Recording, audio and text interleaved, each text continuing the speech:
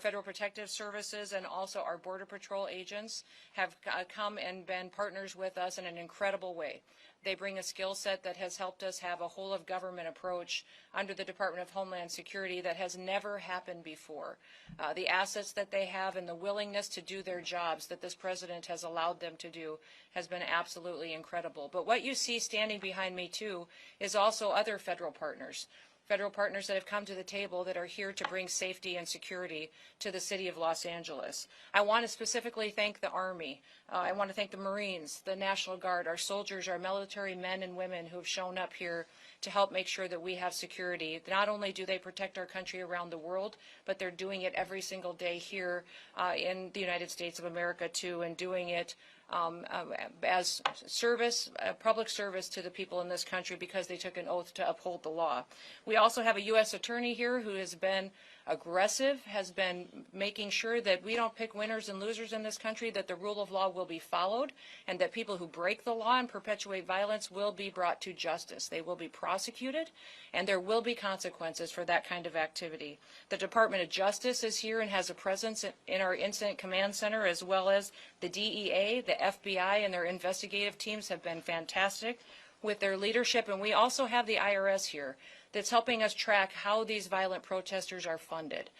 What NGOs out there, what unions, what other individuals may be funding these violent perpetuators that are in these protests that take people who may be wanting to come and be peaceful, but instead turn these into very violent activities that go after law enforcement. That's just simply not acceptable. And I also want to thank our U.S. Marshals. They've been so great in helping us to secure facilities, but also operations, and also with transportation, that as soon as someone is arrested and brought into incarceration, that they are transported out and able to face prosecution and the consequences for their crimes. I want people to know that while these officers and these agencies and our military are here doing this work and these operations, that the people across this country are so grateful. They are so grateful for the work that is being done here in Los Angeles. They are setting an example for what is happening across the country in other cities, and putting together a model and a blueprint for how we can continue to work to make every single community great again and safe again for our kids and for our grandkids far into the future. I've been in many different states with all the different components that I represent over the last 4 or 5 days, and everywhere I go, people stop me and say, tell everybody who's working in Los Angeles that is working to bring safety to those city streets and to those families and protect those small business, tell them thank you. Tell them God bless you, that I hope that they are safe and they have been suffering. The people that live here under the policies of Governor Newsom and under the policies of Mayor Bass, and they recognize that it's a huge disservice to the people who have to try to raise their families here, and that these agents and that these law enforcement officers are working to change that and give them an opportunity to be successful and to live the American dream. Listen, many officers have been assaulted over the last several days. We did see before that assaults against law enforcement and ICE officers go up over 400%. In this situation, we've seen that increase even more. It's not acceptable. If you assault a law enforcement officer, we are going to come after you and we are going to arrest you, prosecute you, and put you away. That is not going to work. And under this administration with President Trump's leadership, one person is not better than another. Just because you think you're here as a citizen, or because you're a member of a certain group, or you're not a citizen, it doesn't mean that you're going to be protected and not face consequences from the laws that this country stands for. We have a Constitution. We follow that Constitution and the laws that have been passed by our Congress, and we're going to make sure they are equally applied to every single person as it applies under the Constitution here in Los Angeles, but also across the country. As our law enforcement officers have been assaulted, they've been pelted with rocks and bricks. Their cars have been set on fire. Molotov cocktails have been used. We have seen people throw bottles and hammers at them. We've also seen that they have been attacked and verbally spit on or punched or assaulted, and it's just not acceptable. The Department of Homeland Security and the officers and the agencies and the departments and the military people that are working on this operation will continue to sustain and increase our operations in this city. We are not going away. We are staying here to liberate this city from the socialist and the burdensome leadership that this governor and that this mayor have placed on this country and what they have tried to insert into this city. So I want to say thank you to every single person that has been able to do this. Also, I want to talk specifically to the rioters and to the politicians in Los Angeles.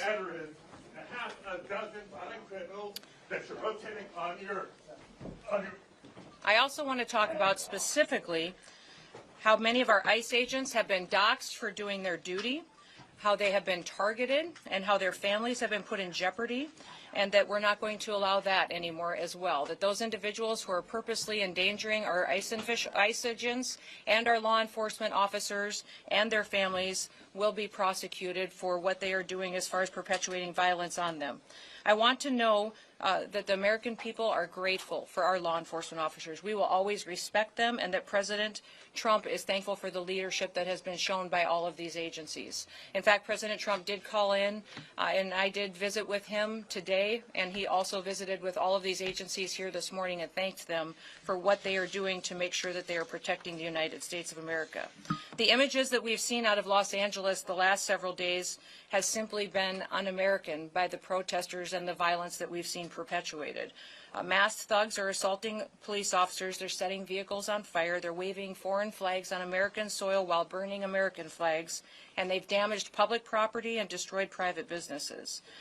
We need to make sure that we are continuing to protect the citizens that live here and want this community to be safe. Let me give you just a few examples of those who have been rioting that many politicians like Gavin Newsom and Karen Bass are defending.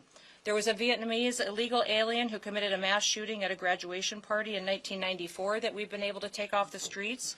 A Filipino illegal alien that was convicted of an assault with intent to commit rape that we've been able to bring up into custody and incarceration. You see behind you some more profiles of individuals that have brought into custody through the operations we have here. A Mexican illegal alien convicted of willfully cruelty to a child, and on and on and on. Those individuals and those criminals are now off the streets of Los Angeles because of the activities that have been conducted here in the last several days and will continue to operate for days to come. When these riots first began on Friday night, a federal law enforcement building was surrounded by over 1,000 violent rioters, and it took Los Angeles Police Department 2 hours to respond. So we are going to continue to operate with our federal partners and continue to keep asking the governor and the mayor for their support and their backup in these operations to make sure that all of our law enforcement officers are protected while they do their work. We're going to protect American cities from lawlessness, and we'll do what it takes to put the American citizens first and make sure they have the opportunity to sleep safely in their beds at night. I just want to say God bless all of our men and women of the military that serve, all of those who serve in our law enforcement agencies and in public service that make great sacrifices away from their homes and from their families, but they do it because they believe in America, and they believe in freedom, and they believe in law and order, and that is what we are doing right here today and will continue to do for days to come until Los Angeles once again is at peace. So with that, we'll turn it over to our next speaker, which I believe will be Todd Lyons from ICE. Thank you, Madam Secretary. I'm Todd Lyons. I'm the acting ICE director. Also, I'm the National Incident Commander for the situation. But I'd just like to say thank you to Secretary Noem. She said it best. There's really not much more I can say. It's without her leadership that we wouldn't be out here conducting this mission. President Trump fully has our back on this one, and we're doing the will of the American people. I want to thank the brave men and women of ICE, HSI, ERO, our attorneys with the Office of Public Legal Counsel, because without them, this would not be possible. They put their lives on the line every day. You also see my fellow agency heads here with me, and many that are not up here on stage. The men and women of law enforcement have been putting themselves in harm's way every night since we've been here in Los Angeles. What we've done here is taken a whole government approach for this immigration mission. You know, under the last administration, there was millions upon millions of people that we don't know who came to this country. They were let in, that now have turned violent, criminals. Also, we have known suspected terrorists and gang members. Since January 20th, we've been making arrests in Los Angeles and all around the country. But specifically, we've focused on gang members, human traffickers, violent drug dealers, and rapists. You know, the Secretary brought it up. You know, the rhetoric of a lot of elected officials and people, what really caused this. We've heard so much. If ICE had a criminal warrant, if ICE had a judicial warrant, cities would cooperate with us. On this past Friday, you saw that. You saw the men and women of ICE and these other DOJ partners executing a criminal warrant on a criminal immigration enforcement case. Yet the city turned against us and we had violent protesters. And that just won't happen because the men and women of ICE won't be deterred by this. We're going to be out there every day conducting our law enforcement mission. No protesters are going to block our way because the brave men and women of ICE and these DOJ partners you see up here, along with our partners with the Los Angeles Police Department, are going to ensure that we handle these protesters, but we are out there safely conducting these operations, and we will get the worst off the street. And I also like to thank the Department of Defense and National Guard who has come here to assist us on that. You know, we will prosecute all these cases. Just, you know, the Secretary highlighted so many, you see them up here. But we have a wanted man from Mexico who fled and hid in Los Angeles for killing a woman. You have an MS-13 gang member who killed 2 individuals during a botched catalytic converter theft ring case. These aren't the individuals you want in Los Angeles. These aren't the individuals you want in the United States. ICE is going to keep doing their job, and we're going to do it to the best of our ability with our DOJ partners. But with the Secretary's leadership and the full support of the U.S. Attorney to prosecute these criminals, we will continue enforcing the immigration mission that President Trump and the American people expect us to do. So with that, I'm going to turn it over to the FBI. Thank you, sir. Good morning. My name is Akil Davis. I'm the Assistant Director in charge of FBI Los Angeles. As you know, the FBI has been assisting the Department of Homeland Security with immigration enforcement since February. We're just one of many field offices doing this nationwide as directed by the Attorney General, and we're accustomed to providing investigative and technical assistance to law enforcement at all levels on a regular basis. We have agents embedded up with our operational teams with DHS. Our help vary depending on what DHS needs, and they let us know moment by moment.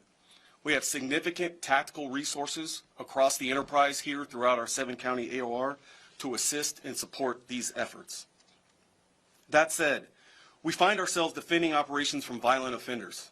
The FBI safeguards constitutionally protected rights. We investigate civil rights violations on a daily basis, but some activity keeps taking place among righteous protesters is not civil. It's violent. We're going to investigate allegations of violence, whether it's assault on law enforcement officers or civilians, looting, arson, doxing, or damage to public property. So please, I'm asking the community, do not put your life in jeopardy by hurting someone or destroying property. You will be held accountable by the FBI, and it's not worth it. I'd like to highlight 2 cases for you to show what the FBI's line of effort is in this overall DHS-led operation. Elpidio Reyna is a fugitive. He is wanted for the alleged assault of a federal officer in the city of Paramount in California on June 7th, 2025. Reyna allegedly threw rocks at law enforcement vehicles on Alondra Boulevard in Paramount and injured a federal officer. Reyna is 40 years old, weighs around 165 pounds, and is 5'7". Reyna has a tattoo on his left arm with the word Carmen on it. We have photos of him on display. Reyna will be caught, and when he is, he will face a statutory maximum penalty of 8 years in prison. This is such a priority for the United States government that there is a reward of up to $50,000 for information leading to his arrest. Let me repeat that. $50,000 for information leading to his arrest. The second case I'd like to highlight is on a subject named Alejandro Oriana. Alejandro was providing masks and face shields to violent rioters throughout the week and was arrested by our SWAT teams this morning. With the success and appreciation and assistance from the United States Attorney's Office, that case is ongoing, but Oriana is in custody as we speak. If you have information or evidence of violent acts, please either call 1-800-CALL-FBI, visit tips.fbi.gov, or send images or video to our digital tip line at fbi.gov/LA Office Assault. Thank you, and I will now turn it over to Chief Bovino, United States Border Patrol. Thank you, Chief. Thank you, sir. Good morning. I'm Greg Bovino, Chief Patrol Agent of the El Centro Border Patrol Sector and Lead Federal Coordinator for Customs and Border Protection entities here in Los Angeles. Entities include U.S. Border Patrol, Office of Field Operations, and CBP Air and Marine. We have several hundred agents and officers here in Los Angeles right now as we speak. Our primary mission here in Los Angeles revolves around Title 8 United States Code. Let me say that again. Title 8 United States Code. Those are our immigration statutes. If you look behind us at these pictures on the wall, immigration's not a victimless crime. A lot of bad people, a lot of bad things are in our country now, including Los Angeles.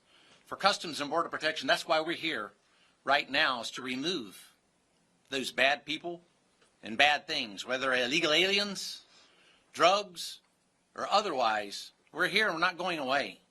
Border Patrol, Office of Field Operations, and Air and Marine, you'll see us in Los Angeles. You'll continue to see us in Los Angeles, not going anywhere soon. As for the violence and the demonstrators, violence will not deter us, the CBP mission here in Los Angeles. I believe we saw that last Sunday night out at Paramount. We continued to conduct our patrols as we saw necessary in the middle of that riot. And we'll continue to do that from here on out. Our allied law enforcement agencies, many of whom you've already heard from, whether it's HSI, ERO, FBI, ATF, and all others, join with us as we conduct that Title 8 mission. Very historic. First time I've ever seen it in my almost 30-year career. It's actually breathtaking. Many millions of illegal aliens have passed across that border over the past several years. It's our job to get them out. And that's what we are going to do, and that's what we're doing right now. Thank you.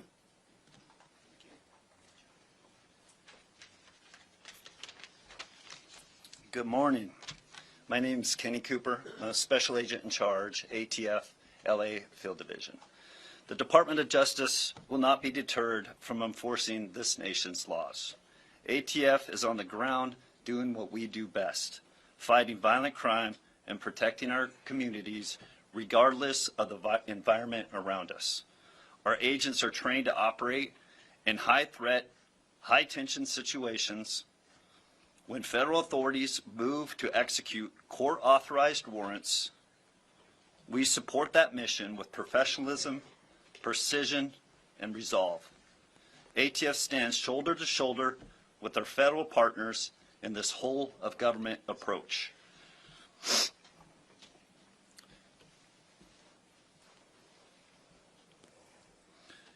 ATF stands also shoulder to shoulder, including to carry out our immigration enforcement mission.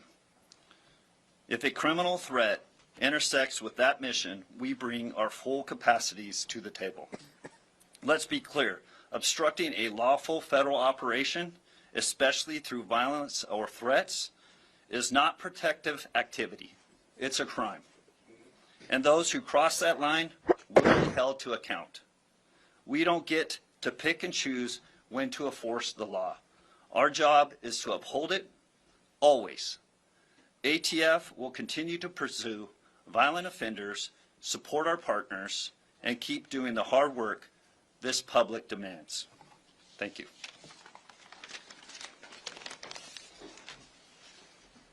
Hello, everyone. I'm Bill Saley, the United States Attorney for the Central District of California. On behalf of my office and the Department of Justice, I'm here to show our support and our collaboration with the Department of Homeland Security in their mission to protect the American people and to do immigration enforcement operations, specifically at targeted known criminals, which is the primary focus of most of our missions to date. I want to also thank the National Guard and the military. We had judicial warrants to do what we did on both Friday and Saturday. And the amount of resistance and organized agitators that showed up to try to impede us was overwhelming, and we're really grateful to the President for deploying the Guard, which allowed us to continue our mission undeterred, to enforce the law, and to keep our people and our buildings safe. And that's really important. And my office has been aggressive in bringing charges. We charged several people over the weekend who dared to assault our agents. They threw rocks, they threw stones, they were breaking up concrete. It was out of control and it was violent. And some people in the state of California have been conditioned to think that there's no consequences for criminal activity. And you know, that might be true for the state of California, but it's not true with the federal government. And we will bring charges and you will go to federal prison. This is the federal government. This is not the state government. As the president said, if you spit, we hit, and we'll hit you with a felony. And we're committed to that. We're continuing to conduct, we're looking at hundreds of suspects. We're collecting media, social media, videos. We'll be combing over that stuff for weeks and months with the FBI. And just because you think you got away with something over the weekend, think again. In a few months from now, you could get a knock at your door. So anyone who's thinking about showing up to these protests to commit violence, I really caution you to think again. It's not worth it. We charged 2 individuals yesterday with throwing Molotov cocktails at police officers. That is extremely dangerous and could lead to death. They're now looking at explosive charges charged by the federal government and more charges to come. So I just want to reiterate that we will be aggressive, we will be filing, and we will be swift in our deliverance of justice. And I want to thank our partners at the FBI and the ATF and DHS and all our agencies for their hard work. It has not been easy. They've been working around the clock, but they're undeterred. And I can tell you, speaking to them, they are more committed than ever to delivering on the promise of the president to make America safe again. And we need that in California, probably more than anywhere else. So with that, I thank you very much. Thank you, Bill. I appreciate that, and everyone for their comments. And with that, we're going to open it up to questions, but we're going to keep it specifically to questions that pertain to this topic and some of the operations that are ongoing here in Los Angeles and how we will sustain and build on those operations in the future. So do you want to go first? Matt Rivers, Yes. ABC News. Yes. A question for you about future planning. We know that there's more protests planned for this weekend. Yes. Is DHS actively planning on requesting more assistance from DoD, more troops, given those protests that are coming? Is this the administration's new playbook? You know, what I would say is that I'm not going to telegraph exact statistics and numbers and what we are doing as far as participation with the military, but we do have several thousand engaged here in Los Angeles right now. We are assessing this weekend's threat levels, not just here, but in cities across the country, and pre-deploying assets. So we're using every tool that we have in our toolbox and pre-staging people, task forces, special swift response teams, people with specific gifts and talents that they can contribute to areas that we think they may be needed this weekend, so that we can prevent any kind of violence from being perpetuated. But it's on the table, the idea of bringing more troops. You know, I would say the president has the right to utilize every authority that he has under the Constitution to utilize Title X and to bring in military assets and National Guard units as needed, and he'll continue to assess that and use his prerogative to decide when it's necessary.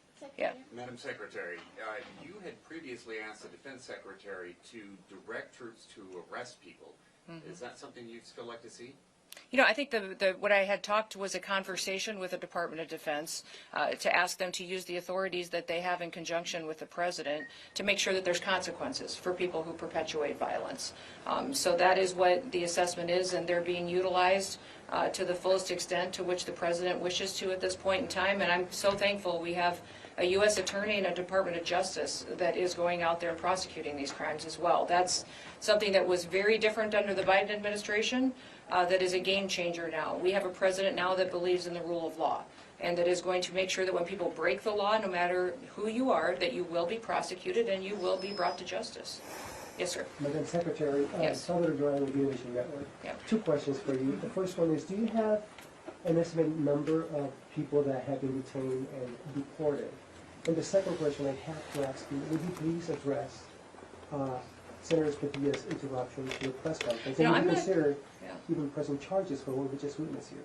Oh, you know what, I don't even know the senator. He did not request a meeting with me or to speak with me.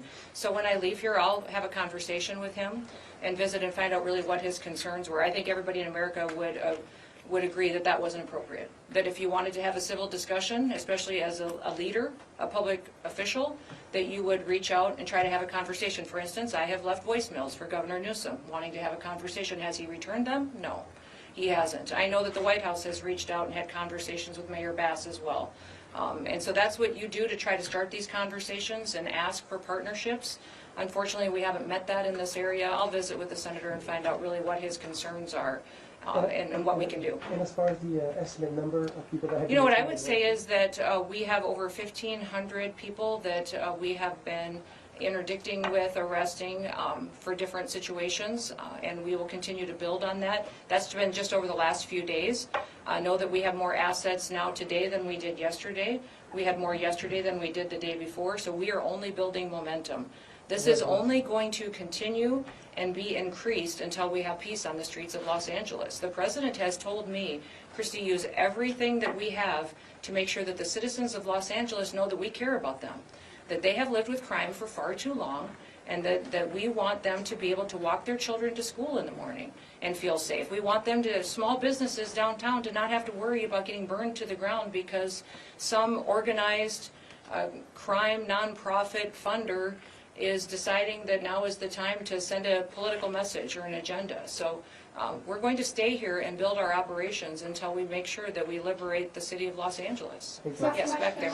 I'm going to do two more if that's okay. Go ahead. Can you talk a little bit about the specific number in terms of immigration-related arrests that you make, both daily and or in LA specifically? Well, we literally have tens of thousands of targets. So I think that's what's more important. People should know that there are millions of people that are in this city illegally, and that we have, I would say, thousands and thousands, tens of thousands of targets that we will be going after. And remember, this president has repeatedly said that he's going after criminals and the worst of the worst. And we're going after people that are in work sites that are trafficking drugs, that are trafficking human beings. We're DNA testing children, because many times when you see people claiming that their family members or the children they have with them that are theirs, many times when we DNA testing, they're not. They're really peddling our children, and they have human slavery going on, child trafficking, pedophilia. So we are going after those individuals that we have intelligence on, and we will continue to only build on that. And yes, I'm sorry to get you right away.